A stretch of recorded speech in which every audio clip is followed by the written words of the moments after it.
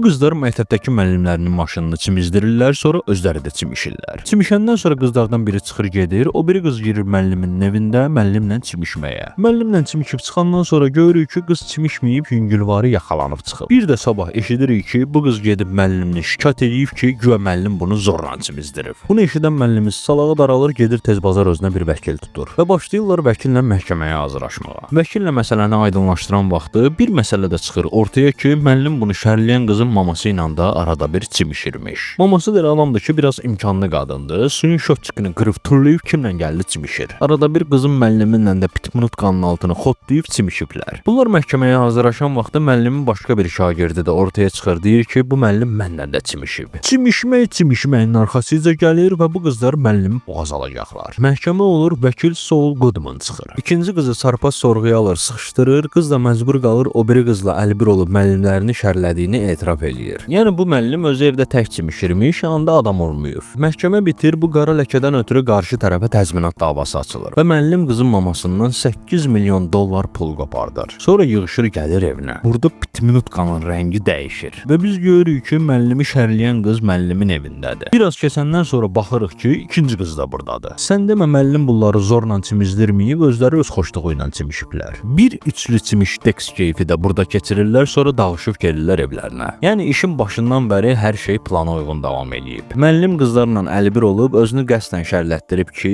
məqsəd bu qızın mamasından qopardıqları 8 milyonu öz aralarında bölüşdürməkdir. Hər kəs bu hadisəyə inandı, çünki qızlar çox təbii davrandılar, bircə bu polisdən başqa. Polis başlayır gah o qızı, gah bu qızı sorğuya tutmağa. Bu biri qız biraz dirbaşdır, özünü yandırmır, o biri qız biraz ağzı ayrıqdır. Polis qızın üstünə gedən kimi qızın sarağı daralır. Daldayda müəlliminə zəng eləyir, sonra da qaçır gedir o biri qızın yanına. Gül kimi falanı pox eləyəcəklərini görən müəllimlə Jessica deyirlər ki, bir şəkildə bu qızdan qurtulmalıyıq. Qızlar burada yüngülvarı çimişəndən sonra bu qız o biri ağzı ayrıq qızı gətirir müəlliminin yanına, müəllim də bunu burada basıb döyüb öldürür. Polis amma bu işin arxasını buraxmır. Öldürülən qızı bunların öldürdüklərini başa düşür, gedir o biri qızı sorğulamağa. Sorğulayan vaxtı qızla tutaşır, qız atəş açır, polis atəş açır, polis vurub bu qızı öldürür. Qızların ikisi də öldü, polisi də işdən çıxartdılar. Qaqam indi 8 milyonu götürüb hünharca çimişəcək. Deyirdi ki, pitminutkan rəngi ikinci dəfə dəyişir və görürük ki, sən demə bu polis bu müəllimlə əlbir imiş. Plan da belə imiş ki, pulu qoparandan sonra müəllim bu qızı öldürəcək, polis də o biri qızı. Pulu da yarı böləcəklər. Hər nəysə, planları qoz kimi tutdu, ortaqlar açılırlar yaxta ilə gəzintiyə. Bunlar da burada çimişsə, mən də vurub burada özümü öldürəcəm. Çimişməklə çimişmirlər, amma dalaşırlar. Və pitminutkanın rəngi üçüncü dəfə dəyişir. İndi də görürük ki, o biri ağzı ayrıq qız ölməyib sağdır. Polisi vurub salırlar dənizə və iki sevgili gedib kayıp eləyəcəklər.